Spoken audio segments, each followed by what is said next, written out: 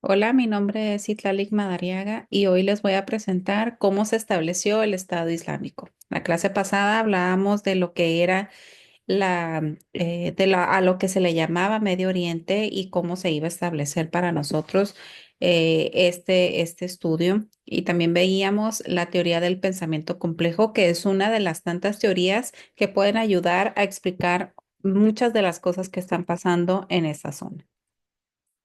Vamos a ver unas cuestiones del contexto internacional que dieron paso al surgimiento del Estado en Medio Oriente, que fue muy diferente a la formación del Estado en Occidente y que gracias al Islam ayudó a que se consolidara el Estado como tal.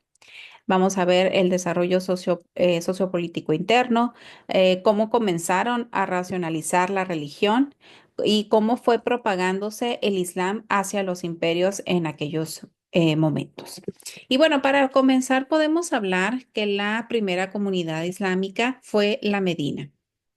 La primera Umma en árabe significa comunidad islámica, y la primera fue Medina porque ahí fue donde nació Mahoma.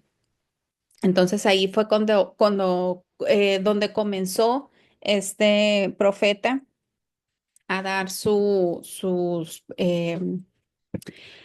a dar su relatoría acerca de lo que era la religión islámica y a propagarla hacia el mundo. ¿Sí? Dentro de la lectura menciona Manuel Ruiz Figueroa que el Estado Islámico no surgió ni se implantó en el vacío. Es decir, ya había un proceso donde comenzaron a contar esos elementos para su consolidación y propagación. Es decir, Mahoma era ese líder carismático, tenía esa legitimidad ante las personas, estaba haciendo lo necesario para que la gente le diera esa legitimidad y ya tenía una organización de instituciones y de la propia economía. ¿Sí? El Islam le dio una nueva dinámica al proceso de esta formación del Estado y junto con la situación externa que se estaba viviendo en ese momento, junto con el desarrollo sociopolítico interno de la región, de esa área de la Arabia preislámica, donde se encuentra ahora Arabia Saudita, hicieron que surgiera y se consolidara el Estado Islámico. Para comenzar con el contexto internacional, que es decir, qué era lo que estaba pasando en esa zona de la Arabia preislámica que ahora es Arabia Saudita. Bueno, alrededor estaban los imperios bizantinos, persas y el de Yemen. Estaban atravesando por un debilitamiento militar. Por su parte, los bizantinos y los persas pues habían cambiado de esfera de influencia. ¿Sí? Concentrémonos en dónde está Persia, dónde están los imperios bizantinos y persa, que es más o menos lo que ahora es Jordania, Irak y esta zona al norte de Arabia Saudita. Por su parte, Yemen, que está al sur de Arabia Saudita, pues ya no podía vigilar ni controlar las rutas comerciales, ¿sí? Eh, si nos vamos un poquito hacia lo que se dedicaban en aquellos entonces, pues era más que nada la situación, la economía comercial y pues cobraban impuestos por donde es la Meca. ¿Sí? La Meca y Yemen, todo eso se cobraban grandes impuestos para que los comerciantes pudieran trasladarse hacia otras partes de Asia. Entonces, Yemen estaba siendo imposibilitado por vigilar todas las rutas comerciales. Las tribus del norte, pues al percatarse de que Yemen ya no podía hacer lo necesario, comenzaron a iniciar a empresas comerciales por su cuenta. ¿Sí? Recordemos que en esos momentos, situémonos en el año más o menos 600 después de Cristo, a eso era lo que se dedicaban en esa zona y no podían, la gente le cobraba, ¿no? Las mismas tribus, a pesar de que ya había estos imperios, pues ellos cobraban impuestos por los que pasaban ahí, ¿sí? Entonces se fue sustituyendo Yemen por la Meca.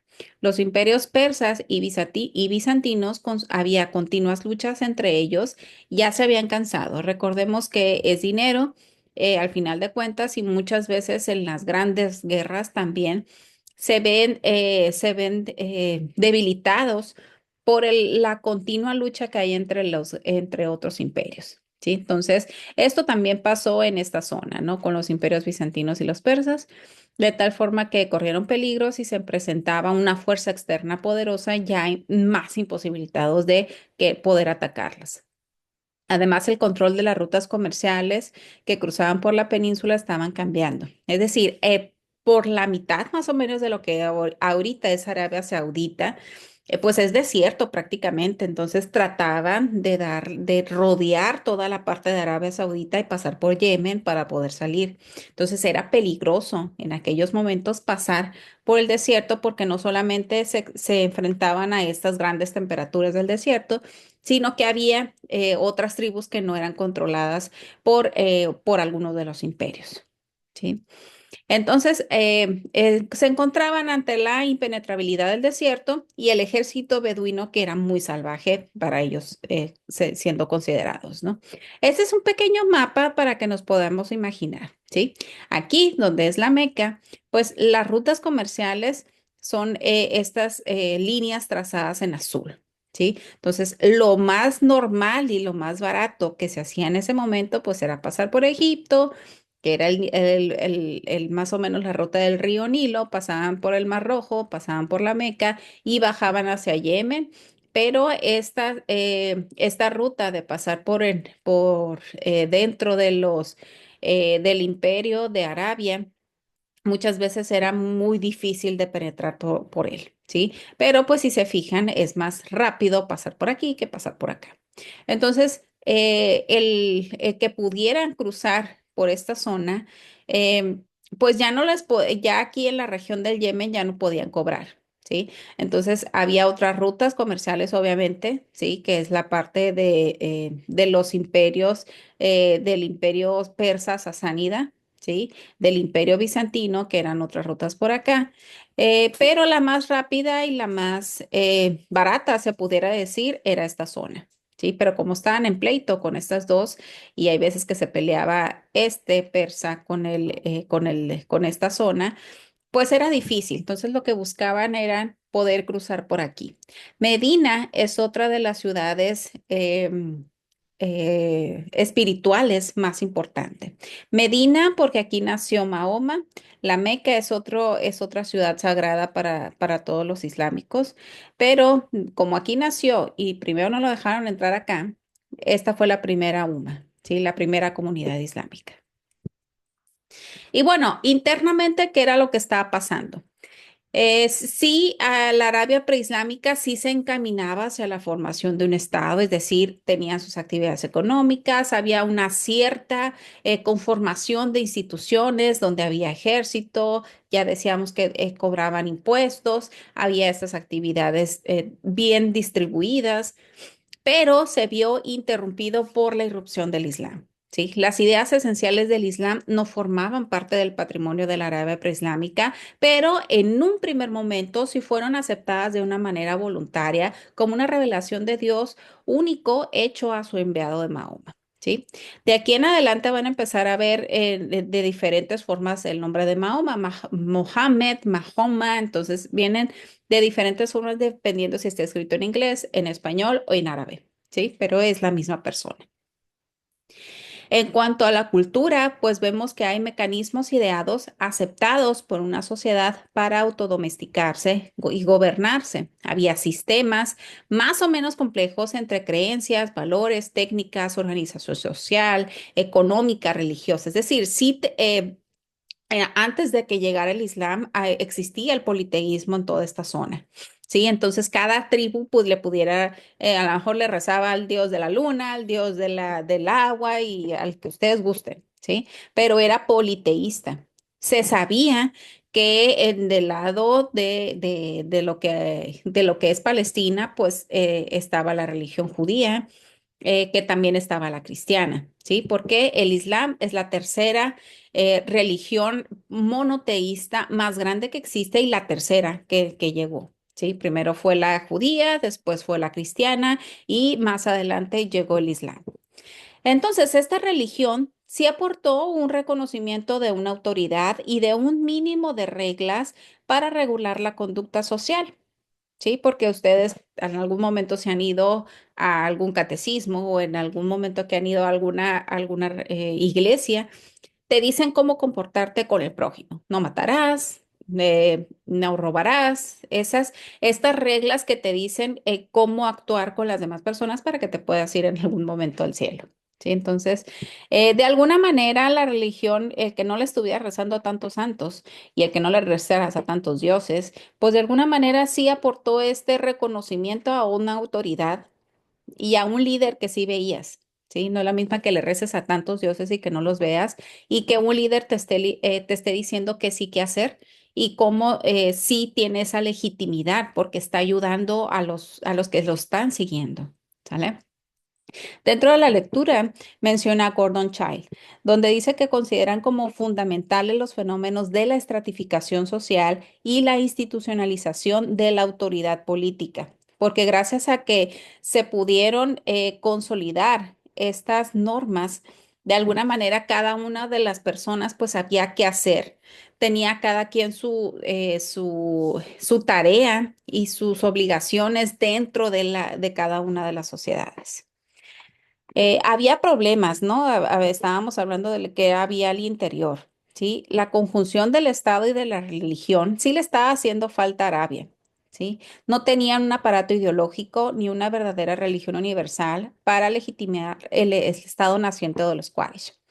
Los Quraysh eran una sociedad de clase baja, se pudiera decir, y que no eran ricos, pero sí eran muy fuertes hablando militarmente. Entonces, lo que estaba pasando con los Quraysh es que, como ya no estaban pasando, y me regreso tantito a este mapa, los Quraysh, ellos podían penetrar por esta ruta del desierto y ellos los podían controlar a los beduinos. Entonces, estaban haciendo alianzas desde entonces, estamos viendo las alianzas entre diferentes tribus para tener un objetivo en común. En aquel entonces era quitarle el control a Yemen y poder pasar por acá para ellos controlar el sistema de impuestos que se estaba viviendo. Entonces, no solamente era una cuestión religiosa, ¿sí? Entonces, había esta idolatría, había crisis social, iba muy de la mano la idolatría de las crisis sociales, ¿sí? Mundialmente lo hemos visto, siempre cuando hay cuestiones económicas en donde no te está yendo bien, pues se lo dejas a Dios, ¿no? Se lo dejas a esa ente que no puedes ver, que no lo puedes, que solamente puedes rezar y lo sueltas, ¿no? Que no digo que está mal, ¿eh? Pero es una conjunción de elementos que ayudó a que en ese momento Mahoma, así como Jesús en su momento, vimos que hicieron, que hizo grandes milagros y se fueron propagando por todo el mundo para decir es que a él le volvió la vista, él pudo caminar, él pudo tener, convirtió el agua en vino y que los peces, entonces este tipo de cosas, cuando no tienes dinero, pues dices, sí es cierto, porque yo no lo tenía y él me pudo dar una pieza de pan que no tenía. Entonces existe esa idolatría muy pegada con estas crisis, ¿sí? Y cuando ves que sí te están ayudando, dices, ah, sí es cierto. ¿Sí? Entonces, todo este conjunto de situaciones pues ayudaron a que la gente comenzaran a crear en el Islam.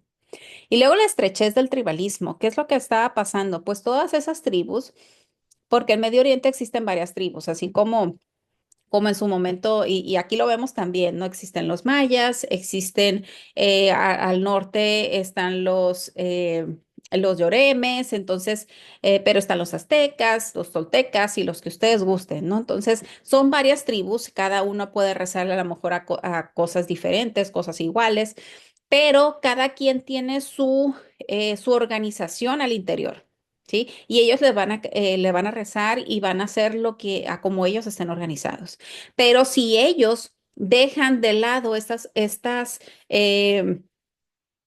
obligaciones de querer llevar a todo ese conjunto de personas a un buen camino y no lo logran, pues no le crees a esa persona, ¿sí? No le crees y dejas de hacer lo que el jefe de la tribu te dice porque no te está yendo bien, ¿sí? Entonces, eso es lo que estaba pasando también en Medio Oriente.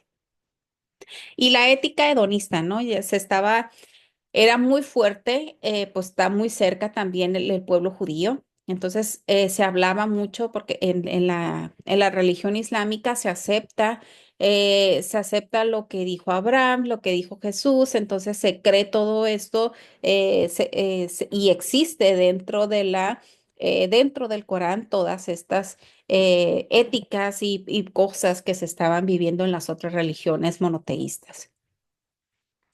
Entonces, el Islam desarrolla una moral religiosa basada en la concepción ética de la divinidad, al igual que la religión cristiana y la religión judía. El orden de la naturaleza y de la sociedad están bajo protección de Dios y aquellos que la violan pues recibirán un castigo. Si se fijan en la religión cristiana, que es la católica también, porque acuérdense que la religión católica es cristiana, apostólica y la otra que no me acuerdo, pero es una de las divisiones que tiene la religión cristiana. Así también la religión del Islam también tiene sus vertientes que las vamos a ver más adelante. ¿Sí? La desgracia para la religión islámica no es el resultado del poder deficiente de un Dios, sino de su ira provocada por la falta cometida del hombre. Si se fijan también de este lado de la cristiana, pues también, ¿no? Nos dices que Dios no te castigó. O sea, fue una consecuencia por algo que tú provocaste, pero no es que te haya castigado Dios. ¿Sí? Que si les preguntan a los abuelitos te dicen que sí, ¿no? Pero es diferente. La religión al menos así no te lo explica. Cuando se establece la existencia de un solo Dios todopoderoso, creador del hombre y de todo cuanto existe, el Islam también lo dice, y por cuanto dueño y señor absoluto de todo lo creado. El hombre queda sujeto a Dios, a quien se le dé absoluta obediencia. También nos dice el Islam que hay igualdad entre todos los hombres, independientemente de su lengua, raza u origen.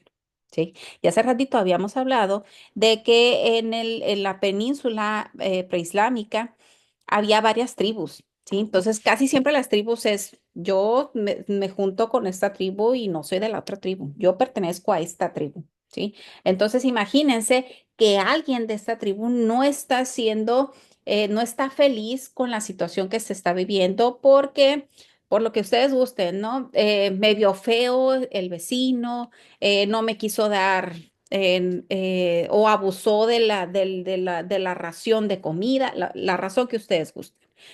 O no se cree en lo que ellos pregonan. Entonces, si yo no soy dentro de esta tribu, yo quiero ir a la otra. Pero en esta tribu no me dejan entrar porque yo pertenezco a esta, independientemente que yo no crea en lo que ellos dicen. ¿Sí? Entonces, al querer entrar en la otra tribu, te dicen, no, ¿sabes qué? Porque estabas aquí. Entonces, el Islam, ¿qué dice? Todos pueden ser parte del Islam, independientemente de lo que hablen, de lo que crean y de dónde vengan, ¿sí? Entonces, es un sentimiento de pertenencia que te puede dar cada una de las religiones que dices, sale, sí, yo puedo entrar ahí. Entonces, esto fue al interior. Ahora, ¿cómo Mahoma comenzó a hacer esta propagación hacia los imperios? Primero fue de una forma muy diplomática. Empezaron a mandar cartas dirigidas a los emperadores de los imperios bizantinos y persas para someterlos a su dominación política. Primero hicieron expediciones militares contra el territorio bizantino, pero Mahoma no era como Jesús de que solamente iba con mis apóstoles, sino que Mahoma iba con todos sus militares, iban con armas. No atacaron. En un primer momento no se atacó, se mandaban cartas, se hacían expediciones militares sin atacar, ¿sí? Se fueron a la región del Muta, al sur del Mar Muerto, a Tabuk, entre Medina y Damasco, y en esta última pues cambió de idea y regresó a Medina sin haber atacado. Sí, en un primer momento no se atacó. Entonces, Mahoma fracasa en la Meca al intentar ganarse a sus habitantes para compartir su mensaje y proyecto.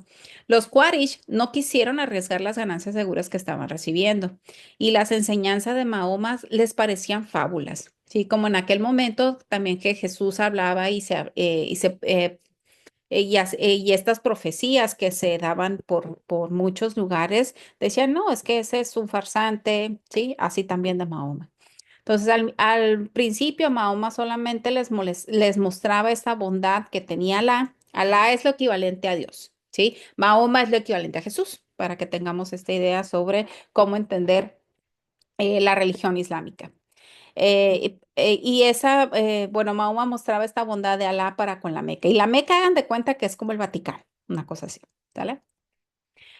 Entonces, convencido Mahoma de no poder convencer a los Quraysh, pues emigra a Medina pensando que la única forma de conquistar la Meca iba a ser por la violencia, ¿sí? Entonces comenzó a frustrar las caravanas comerciales de los Quraysh y pronto se extendió su reconocimiento con los amigos y enemigos de los Quraysh. De esta forma, pues fue creando alianzas con otras tribus, ¿sí? No solamente con las más poderosas.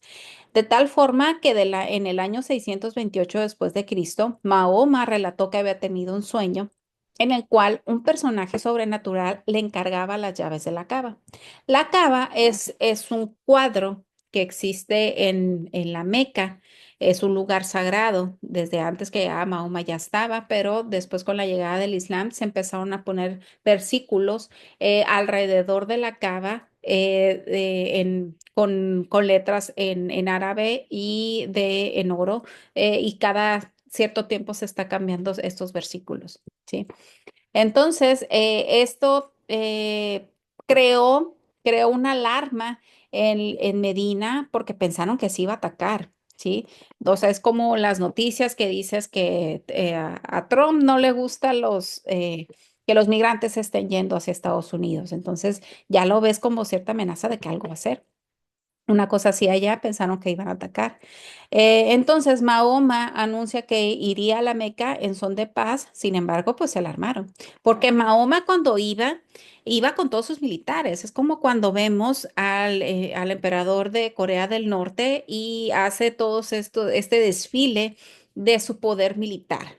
¿Para qué lo hace? Pues para que los demás países conozcan el poderío militar, las armas que tienen y el alcance que tienen. ¿Por qué? Porque pues se sabe cuántos kilómetros hay de Corea del Norte a Estados Unidos y hacia diferentes partes de Europa.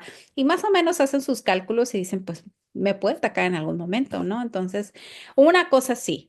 Sí, todo el mundo se alarmó porque pues Mahoma iba con su gente, pero no atacó.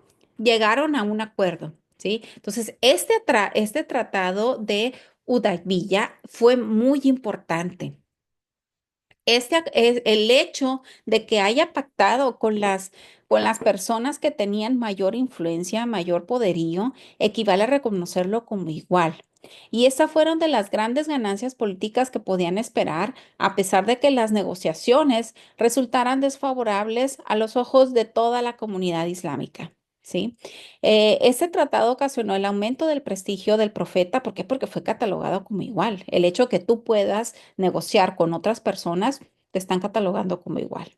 Cuando ustedes han visto a los presidentes que llegan después de algunas elecciones, lo primero que hacen la mayoría de los gobernantes que hay en otros países es felicito, por ejemplo, en nuestro caso, a la Claudia Sheinbaum por el siguiente, por la ganancia que tuvo en cuanto a las elecciones del 2024. ¿Sí? Eso es reconocerle al otro mandatario de que llegases bajo un sistema que en su momento, que se reconoce el sistema en el que tú estás, ¿sí? Cuando no hay un reconocimiento como tal, prácticamente te está diciendo el país, yo no voy a hacer ninguna negociación contigo. Pero cuando sí, cuando se te felicita, cuando te mandan una carta o algún comunicado de una aceptación, te están tratando como igual, ¿sale? Entonces, esto pasó también con Mahoma. ¿Qué era lo que decía el pacto o el acuerdo? Nos decía que a los 2 años de este pacto se alegan supuestas violaciones por parte de los aliados de los Quraysh y Mahoma se presentó en la Meca con un ejército de manera simbólica, resultando victorioso. ¿Sí? ¿Qué era lo que nos decía este acuerdo? La primera, pues era que no podía entrar a la Meca hasta después de unos años, ¿sí? Pero ya estaban tratando con él, ¿sale? Entonces, eso era algo muy bueno para la religión islámica, ¿sí? Ahora, ¿cómo fue que empezó a propagarse el Islam a los diferentes imperios? Lo de verde, esta parte de Turquía, de Grecia, esta parte del este de Europa, fue como se empezó a propagar con el Imperio Bizantino. Los estados lombardos, esta parte de Italia, los territorios árabes con Mahoma, que es esta parte de la Arabia preislámica. Después hacia estos lugares del califato ortodoxo del año 632 al 661 fue como se empezó a propagar. ¿Sí? Y el califato Omeya, bajo el califato Omeya, se fue a esta parte más entre Afganistán y esta parte de África del Norte y la península ibérica. ¿Sí? Entonces, la fecha de estas conquistas árabes comenzaron del año 643 hasta el 750 más o menos. De tal forma que podemos tener como conclusión que la estratificación social después sí fue brusca. En un primer momento, como les decía, sí era de una manera muy, de una manera natural, ¿sí? Pero la estratificación, la cuestión social sí fue brusca y acelerada por la aparición de la propiedad privada. Acuérdense que estamos hablando del año 650 más o menos, en donde si vemos en Europa que era lo que estaba pasando, pues había imperios, reinos y lo que ustedes gusten, y el rey decía, de aquí hasta todo lo que yo vea es mío. ¿Sale? Entonces no había propiedad privada. Algo muy adelantado a su época, aquí ya había propiedad privada. A pesar de que eran reinos, podía alguien podía tener animales o la tierra y era parte de las personas, ¿sí? Aparte, la ruptura con el orden tradicional beduino y lo obsoleto de sus organizaciones daría lugar a la aparición de personal especializado, acentuado aún más la estratificación social. Hubo una desaparición de la igualdad social beduina y esto dio paso a la institucionalización de una autoridad central en manos de la élite comercial, que este fue el primer paso para que se creara un Estado como lo conocemos. ¿Sí? El hecho de que ya se pudiera centralizar el gobierno en ciertas manos, que ya no le tuvieras que una tribu, otra tribu y otra tribu, sino que ya había un poder central en el que ahí se iba a concentrar la autoridad. ¿Sí? Ahí podemos hablar de un estado. La Meca funda su estructura de poder político alrededor de un territorio sagrado, el Aram o el santuario de la Cava. Las confederaciones tribales solían constituirse de esa forma, generalmente por iniciativa de un líder carismático del que los cuales ya estaban careciendo porque ya no les importaba cómo estaban viviendo su propia tribu. Entonces, por eso comenzaron a bajar su nivel. La Meca incorpora miembros de otras tribus en el nuevo liderazgo político religioso mediante la manipulación de la religión con fines políticos comerciales, una tendencia que después fue calificada por el Islam como innovaciones sin justificación o herejía, ¿sí? El detalle que pasó con el Islam es que así como la religión católica, pues es Jesús, la figura de Jesús, que era el líder, muere Jesús y no deja quién a cargo, ¿sí? Pero si le dice a Pedro, construye la iglesia y deja sus encargos, pero no deja un líder como tal. Aquí tampoco. Dentro del Islam menciona que Mahoma, para que pudiera ser esta religión como tal, hay ciertas características de la religión en que hay un libro sagrado. ¿Sí? Un libro sagrado en donde te dicen esta forma en que van a actuar las personas así como el Corán es lo equivalente a la Biblia en la religión cristiana y a la Torah en la religión judía. Sí, entonces es este libro y nos dicen también que es la única religión verdadera, ¿no? También nos dicen las otras religiones. Entonces, cuando, como no hay un seguimiento y Mahoma no deja a nadie a cargo, entonces sí empiezan a algunos de sus seguidores a querer de alguna manera leer las Santas Escrituras del Islam, el Corán, y ellos tratan de interpretar a su modo, y por esto es que se han hecho diferentes interpretaciones del Islam y que se crean varias vertientes de la religión, al igual que la Biblia, ¿sí? Existe la Biblia que es de la religión cristiana, pero de la religión cristiana existe la vertiente del catolicismo, de la religión apostólica, que otras existen, los testigos de Jehová, pero todas son de la religión cristiana. El Islam así también. El Islam es la religión como tal, pero existe la vertiente suní, la chiita, el yajirismo y otras que después las vamos a ver. Pero la primera que existió fue la sunita, ¿sí? Entonces, a cómo iban cada uno interpretando las sagradas escrituras del Corán, decía, es que Mahoma no quiso decir eso, lo que quiso decir es esto, ¿sí? Así como en los católicos que dicen que existen los santos, existen las vírgenes y así. Los testigos de Jehová dicen, no, es que en la Biblia no dice eso. Entonces, hay estas vertientes por las interpretaciones que han hecho. Entonces, todas esas interpretaciones nos dicen que son innovaciones sin justificación y que son herejía. Pero se puede hablar que la evolución de la sociedad preislámica sí fue de una manera natural, que fue un proceso que de alguna manera lo fueron tomando y que en un primer momento no fue de una manera violenta. Muchas gracias por su atención.